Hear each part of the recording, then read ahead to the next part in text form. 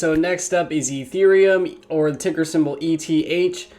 So I have my lines and graphs already set. We're starting from a higher time frame, that being the daily interval. This allows us to find the overall direction and trend that our stock is in. So let's go ahead and dive in, you guys.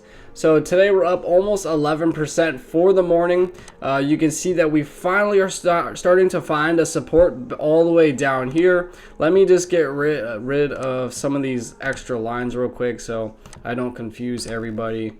All right.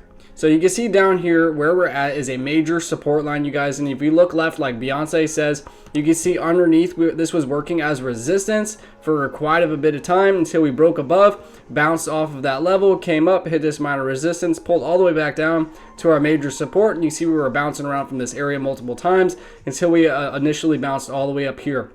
And this is where our next level of major resistance is at. You can see up here, we had trouble breaking past this area. We ultimately came up. What used to work as resistance will work as support on the opposite side. So you can see we came down, bounced off of that level, came back underneath and worked as resistance, and then ultimately pulled all the way back down to our major support line. And you can see that from this overextended move, you guys, we were up 18 candlesticks, and I predicted way before we even had this double top that after I seen how overextended we were and how parabolic this was, that we would have a parabolic move all the way back down. And you can see that clearly. We had this perfect smooth retracement all the way back down, you guys.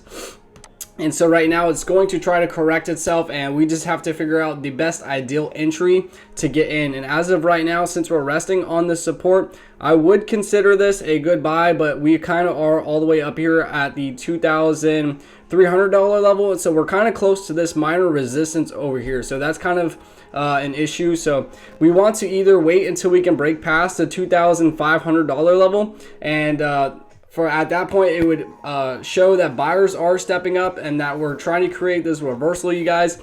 And once we can break past this level, come up and come back down and retest it as a support, then that could be a great ideal entry, because we would create that first higher low. We would have confirmation that buyers are stepping up and that there's relative strength, and that we're no longer in a downward trend. But however, as of right now, we're still below the trend line and we're below this resistance line. Okay, so we don't know if this can come up and hit this $2,500 level and get rejected and continue this downward trend. Okay, so this is why we always wait and be patient for the best ideal entry. There's no sense in getting into something that you have no idea is either going to get rejected or not start a reversal here. So we always wait for the best opportunity. Okay, that's how we get the max gains. All right, so I know that your first target should be probably not all the way up here at the $3,500 level, just because how much of a difference it is. However, I don't see that as an issue if you plan on holding long term.